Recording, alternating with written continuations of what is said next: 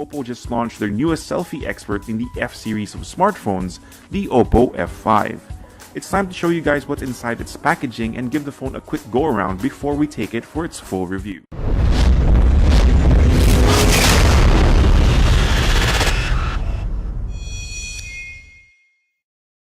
Oppo has gone a little basic with the packaging of the Oppo F5 that comes in a plain white box with only the brand's name on it. Open it up and you're greeted by the Oppo F5 itself. Our review unit came in gold. You also have the micro USB cable, wall charger, a pair of earphones, a bit of documentation, and a hard plastic case. In terms of design, the Oppo F5 follows along what we've seen from the company with a few notable changes. The F5 still has a unibody design, but they made a switch from metal to plastic.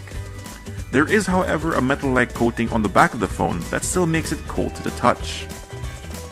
The F5 has rounded corners and edges, though the display doesn't quite blend seamlessly onto the phone, making it feel a little weird in the hand. However, once you slap the accompanying case on it, it makes a world of difference for ergonomics. Plus, you have an added layer of protection for its polycarbonate plastic build. Let's talk about button and port layout. You have the power button and access to the SIM tray on the right of the device, and we're glad to see that Oppo has gone with a triple slotted tray, so there's no need to choose between added storage or a secondary SIM card. On the left are the volume buttons, and on the bottom are the 3.5mm jack, micro USB port, and the speaker grill. Like most devices in the mid-range segment, the Oppo F5 adopts a display with an 18:9 aspect ratio that measures in at 6 inches at full HD plus resolution, giving us a pixel density of 402 pixels per inch. The display is vibrant and is bright enough to be used outdoors. It's nice to have the added real estate, but as usual, not all apps have adjusted to the new aspect ratio, and since most content is in 16:9, expect to see those black bars when watching videos on YouTube. Above the screen sits a 20MP front camera of the Oppo F5 with an aperture of f2.0. It's now equipped with an AI beauty mode, and essentially the AI functionality can detect facial features and adjust the beauty mode on the phone to an appropriate level. Plus, from what we've seen, it adds the right amount of software bokeh as well. Flip the phone over and you have the 16MP rear camera tucked on the upper left hand side of the device.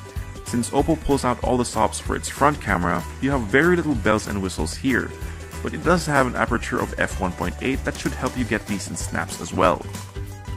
The fingerprint scanner for the Oppo F5 has also been migrated to the back of the phone because of the 6-inch full-screen display, but it's positioned nicely for people with big hands, though those with smaller hands may have to make do with facial recognition to unlock the device.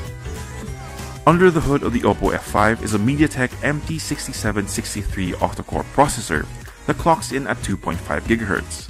And is paired with 4GB of RAM and 32GB of expandable storage. It's the first time I've personally gotten my hands on a device with this chipset from Mediatek, but initial navigation through the phone has been a breeze. Running the show is Android 7.1.1 Nougat with ColorOS version 3.2 on top of it. While ColorOS has always been known to be inspired by the UI of a certain California-based company, it's definitely more evident here. You now have to swipe up from the bottom of the display to go into the quick settings, but aside from that, it's pretty much business as usual. Powering the Oppo F5 is a 3200mAh battery. At the time of making this video, no official price tag has been announced by Oppo, but I highly encourage you to check out the website for its Philippine SRP.